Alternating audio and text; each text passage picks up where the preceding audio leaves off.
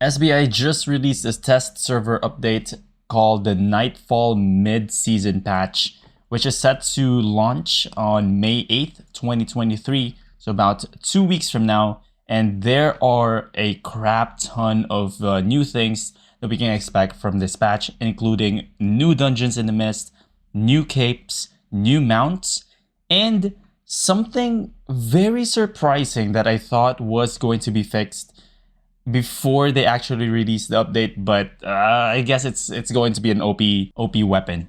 All right, so first things first is they're going to release these things called coffers. Basically, these are smaller chests that only appear to nearby players, and that's it. So it has lesser rewards, but at the same time, it gives other players, especially those who do not want to compete for those smaller chests, to get smaller rewards. There's also a thing called caches now, which is basically a small chest per mob camps. So I thought this was actually going to be a thing when the mob camps were launched alongside the mists, but they're adding smaller chests for completing mob camps. The biggest thing in all of this update or this patch is the Nightfall Abbey. This is the dungeon in the mist. And to explain this, let me actually clear my throat over here. The new dungeon can be found by wandering around the mist in both lethal and non-lethal. This dungeon can only be seen on the minimap if you are near one, so you need to explore the mist before you can find it. Once it has spawned, there will be a limited time to enter, so make sure to be the first one to channel through the new dungeon. This dungeon is similar to how the static dungeons are. It has ample space filled with rooms. In each room, there are several mobs that you need to defeat in order to open a chest or a buff. There are 3 different buffs that can help you mostly during PvP fights. The first buff is called the Justice Blessing, which activates when your health drops below 40%, similar to all other buffs in this category, and it increases your movement speed and bonus damage for 5 seconds. These effects can be increased depending on the Chivalry Blessing, which I will discuss later. The second buff is called the Compassion Blessing, which heals yourself immediately by 14% and gives you additional heals over time. Again, there will be extra buffs per Chivalry Blessing. The last one is called the Valor Blessing, which gives you 70% max and current health and gives you extra 5% per Chivalry Blessing. These buffs cannot be stacked together, so when you get a new buff, the old one will be replaced. And this is where the Chivalry Blessing comes in.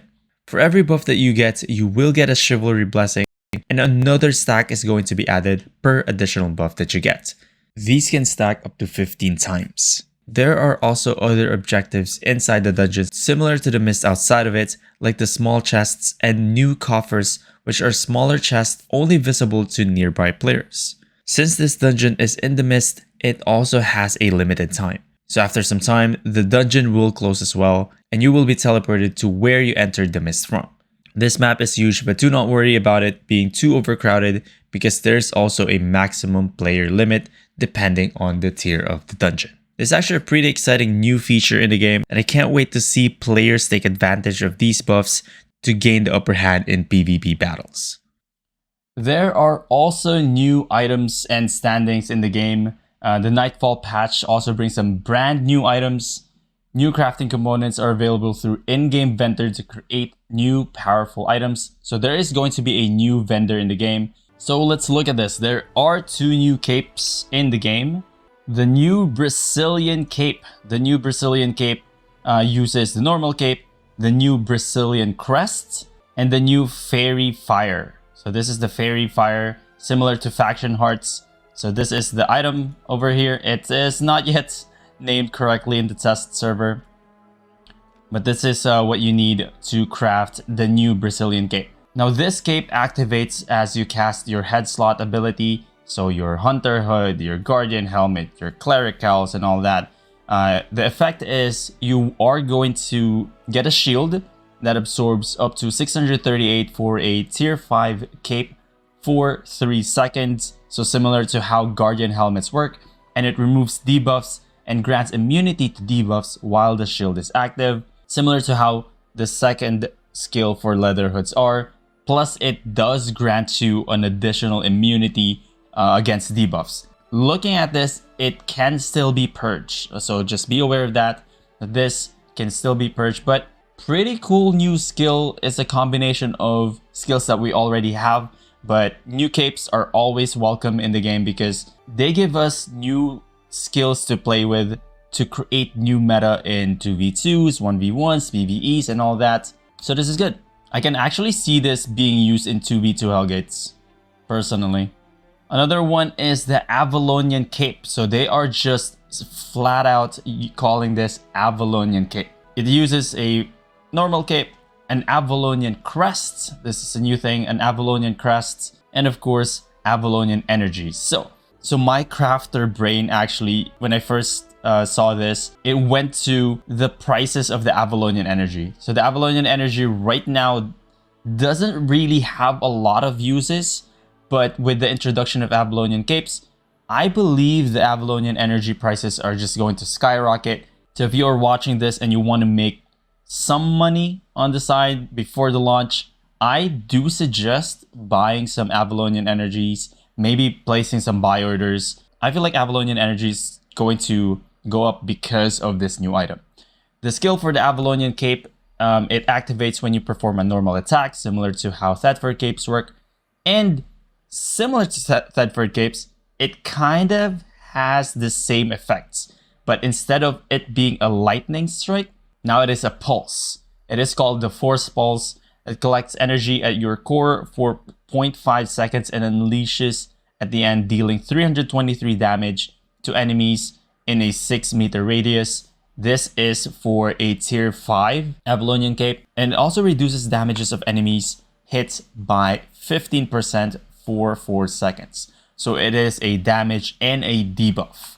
I can definitely see this working in solo PvP, probably in 2v2 Hellgates as well because of that damage reduction for 4 seconds. And it also has a 25-second cooldown, which is actually awesome. Another thing that they added to this update are the new mounts. So we are getting 2 new mounts, both owls. So the new mount is called the Mystic Owl. This is a saddled Mystic Owl.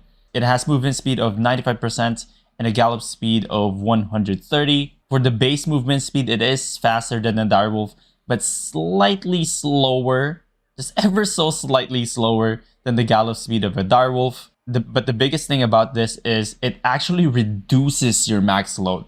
So most of the mounts that we have right now either doesn't add more load to your carrying capacity or adds max load. This is, I think, the very first mount that actually reduces your max load. So this is meant for roaming around, I would say, and just going from one place to another a lot faster if you're not carrying anything in your inventory. Possibly for ganking, I would say, where you're not the looter of the group, but you are sort of like the one who chases after the target. So this uses a tame Mystic Owl, 20 cured leather, of course that fairy fire. Another is an elite Mystic Owl. So this elite Mystic Owl shares the same base movement speed, but increases the gallop movement speed bonus by 3%. This is now, again, slightly faster than a direwolf. It has the same reduced carrying capacity, but it has a skill called the glide. Now this glide makes you fly into the air and it becomes untargetable, unhittable, and immune to all crowd control effects. Basically, you're immune for 2 seconds, and when you recast this ability, you glide towards the targeted position. Again, this, I can see this being used for chasing down targets in ganking sessions because you can just cover a lot of distance. This gives you 16 meter more distance to cover, plus with that gallop speed of 133. I feel like this is a perfect ganking mount. Of course, this uses a tame elite Mystic Owl, 20 fortified leather, and 20 of those fairy fire. Oh, so other changes is that using Journey Back ability from the Rose of Avalon to Brecillien now costs 50% less silver. I'm hoping this change actually makes it so that Brecillien can have a bit more stable economy, because right now Brecillien is just fricked. Their economy, their market is just so unstable that it is actually a lot better for you to not buy stuff in Brecillien, and transporting and selling stuff to Brecillien kind of is a lot worse compared to other cities. So hopefully this actually makes it so that even if you fast travel or journey back to Brecillien, you can still make profit because it's 50 less silver to journey back. But that's just like maybe wishful thinking. Another thing that they actually announced in the dev talk is the item repair via the marketplace. I did not expect that this actually is going to be part of this patch, but hey, it's now here. Items that are too damaged to sell can now be repaired directly via the marketplace. This is actually fantastic for PvP players, especially corrupted dungeon players, or maybe the mist players as well, and 2v2 Hellgate players. Just the fact that you can now repair and sell at the same station is actually pretty good. It's huge in my opinion. You can actually repair now here. Repair. I just wish there was actually a repair all button here. I think a repair all button is definitely missing. But I'm pretty sure they can just add that to the next update. A repair all button. And I think this is in preparation for that update, again from the dev talk, where they said you can repair all and sell all directly from the marketplace. But yeah, this is a half-baked product, half-baked feature, I believe. But you can technically repair, but it does not make sense to do it in the marketplace right now because there is a repair all button from the repair station. So yeah, this is it's definitely half-baked. Huge shout out to SINAG, by the way, for finishing second in the Albion Online East server beta tests. Now they have added 5 new publicly available guild logos designed in cooperation with the top 5 guilds in the Albion East beta season, and SINAG gets an eagle. So that's actually pretty cool. Some minor things here. They added a new spell icon for dagger and quarterstaff. So, you know, this visual change for all of these skills, just so that you're aware when you see your dagger skills and quarterstaff skills, it'll be like, oh, it's new. They changed something new with those skills. Okay, so let's go to the combat changes. I really hope these are not the final changes. We've been talking about the one-handed fire staff's E, which is called the Fire Blast. I have created like 2 or 3 videos about this. This is kind of weird. So in the last video that I created, I thought they were going to change it so that they only remove the aim rotation mechanic and lower the range, increases the projectile speed, and that's it. But they actually changed something really big in my opinion. In the current patch, this skill right here has 3 stages basically. The time is 0.4 cast, 0.8 second cast, and 1.2 second cast, which increases the damage the longer you cast the skill. Now this change, just looking at it, and I'm really hoping this is a typo, now it only has a 0 second cast or a 1.2 second cast, which is really weird because the damage difference is not really a lot. At full spec, a tier 4 flat Pyroblast deals 835 damage, and at full cast, which is 1.2 seconds, it only does 1,300 damage. Now let's test out the Pyroblast for the one-hand fire staff, and let's see if it actually is true that it only has a 0 second cast time and a 1.2 second cast time. I'm hoping this is actually a bug.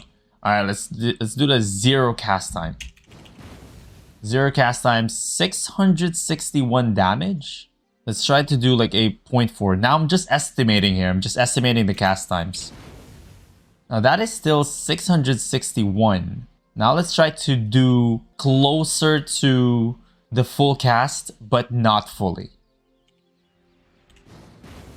So that's 991. Let's try it again, but maybe here is a lot faster. That's definitely 991 and 600 plus. So I'm a little worried about this. This is actually going to be really, really powerful because if you can just quick cast in a blink, it's zero cast time basically. It's how fast you can double click on your E button. No telegraph at all. Now it's auto targeted. So you can just go Q, Q, Q. You can just Q and then just quick cast your E like it's nothing. And it's going to be a little too powerful, I think. And let's try that again. I really wish they bring back the 3-segment casts so that the 0-second cast time at full spec, a 6.3 actually deals 1300 and 1.2 second cast time is only 1550, which is, it doesn't really give the caster any benefit for full casting the skill. It's a lot better to just full cast at 0 cast time. Deals before resistances to 1300 damage.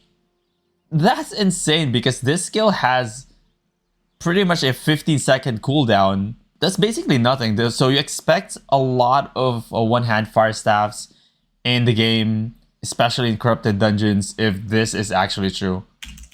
A 0-second cast time for a low cooldown, high damage skill. It's insanely broken, dude. It's insanely broken. So that is it for the patch notes. Let me know in the comment section what you are most excited about this. What are you most worried about in this current patch notes? And let me know if I missed anything. And remember, this is going to be released on May 8th, 2023, in about 2 weeks or so. Be prepared, spec up items that you need to spec up to take advantage of this patch notes.